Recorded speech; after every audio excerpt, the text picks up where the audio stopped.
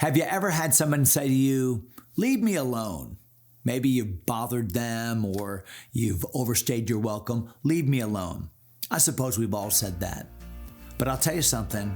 When God says that, there's a problem.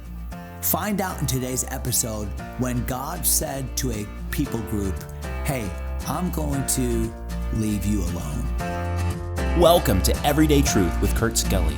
We believe the Bible is true and relevant to everyone, everywhere, every day. If today's conversation is a help to you, take a moment to leave a review or share it with a friend. Thanks for listening. Now, let's join Kurt for today's episode. Hello, my friends, and welcome to today's episode.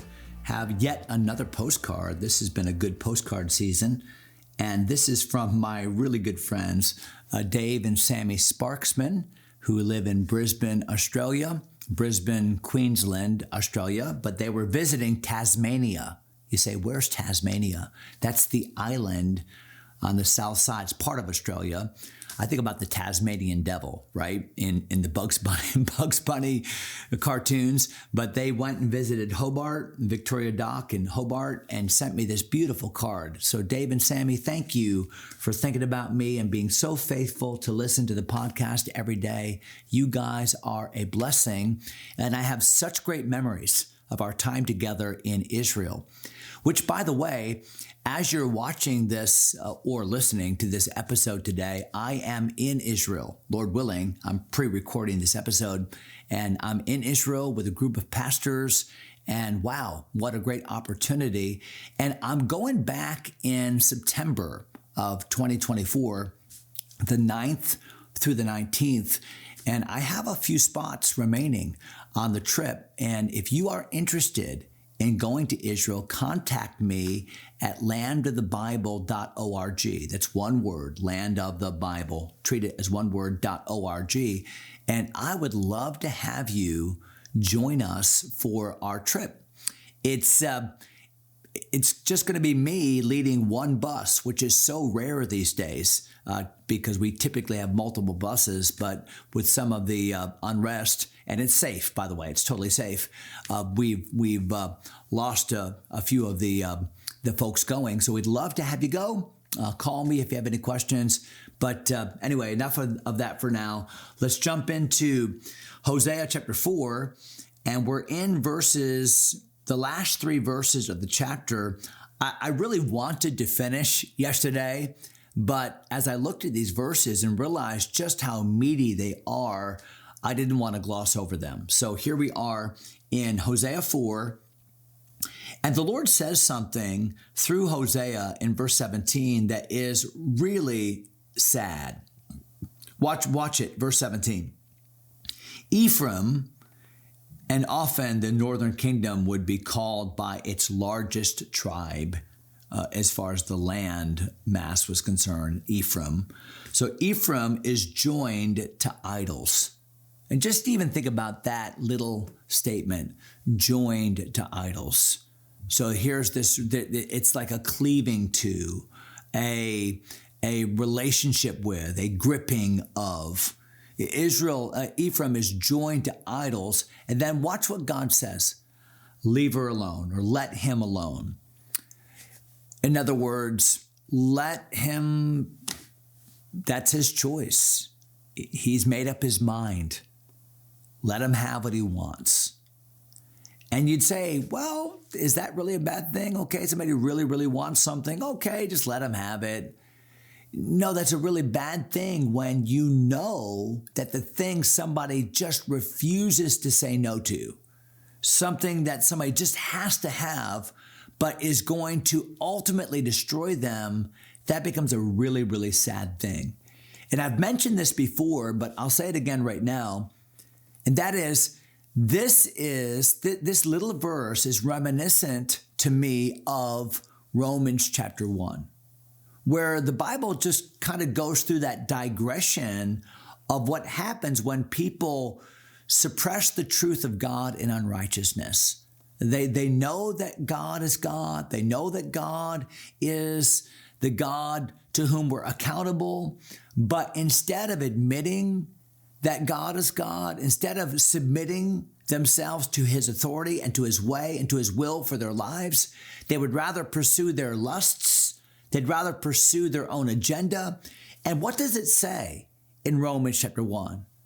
And therefore, God gave them up. He gave them over unto their own lusts to defile their own bodies between themselves. In other words, God says, you keep on insisting upon your rights. You keep on insisting upon, this is what I want and I deserve and I don't need God. I want this. And finally, God says, okay, my judgment is I will leave you alone. That's what you want. You've said you don't want me. You've said, okay, well, then that's what I'm going to give you. I remember a story from my youth. My brother and I were raised for a number of years by a single mom, my mom. And she remarried when I was just about 10 years of age. But from the time I was just a little boy, from age 3, age 4, right in that range, until age 10, it was just my mom and my brother and me. And we had a couple babysitters that babysat us a lot, relatives.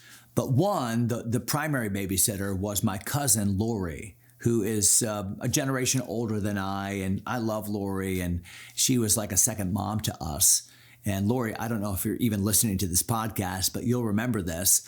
And, babysitters are fun. Lori would take us to McDonald's. Mom, we couldn't afford McDonald's. We wouldn't go to McDonald's.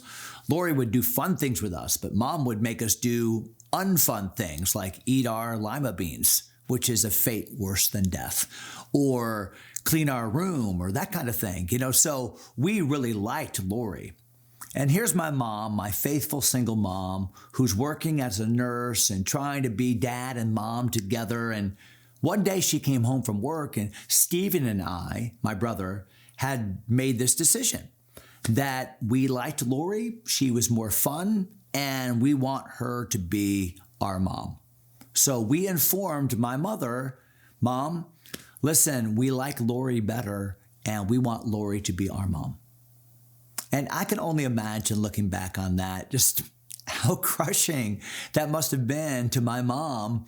But my mother is an amazing person. And so here's what she said. She said, well, okay, well, if you've thought about it and you really want Lori to be your mom, then I guess that'll be okay. So let me just pack and I'll leave, and Lori can be your mom. And we thought, wow, that was easy.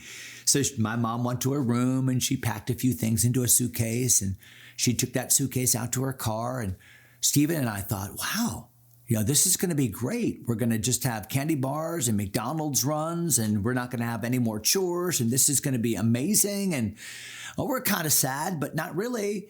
So Mom took her suitcase, went out the door, got in the car, and drove away. And we thought, wow, that this is really happening.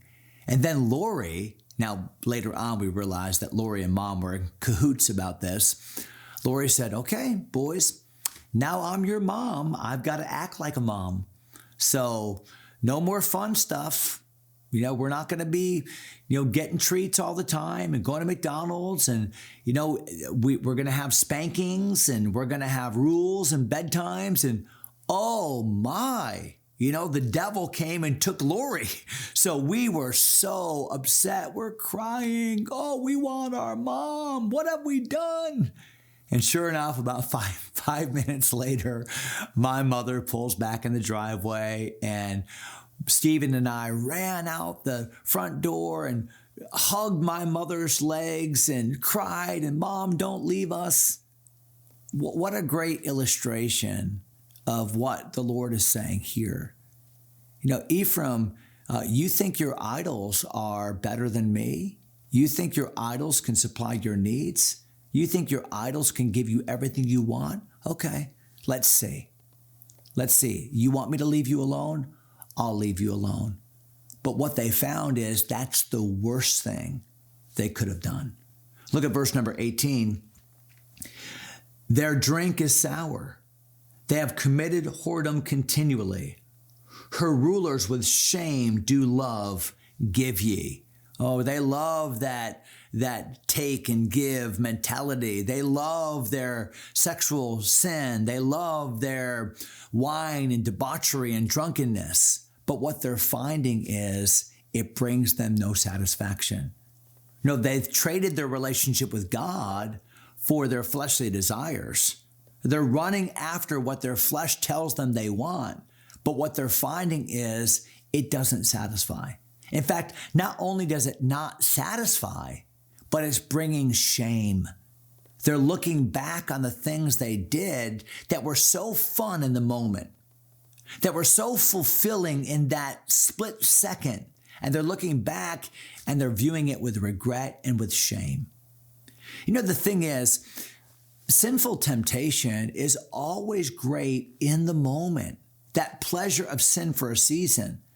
But when you look back on sinful choices, you never look back with fond memories. You always look back with, why did I do that? Boy, that really wasn't worth it. That didn't really satisfy.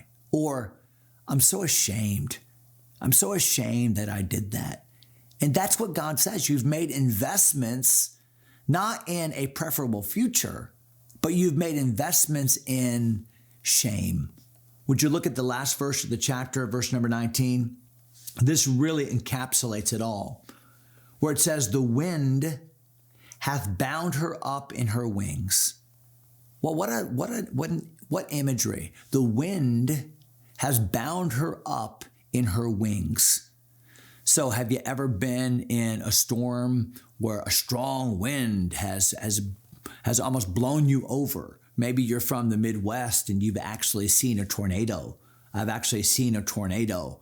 And wow, that's an awesome display of power. Or maybe you're from the Southeast and you've been there during tornado or hurricane season, and you've been part of a hurricane, and you've seen the winds and what they can do and literally move objects, and tornadoes that can lift up houses. And there's nothing you can do. There's nothing you can do when that kind of wind comes through.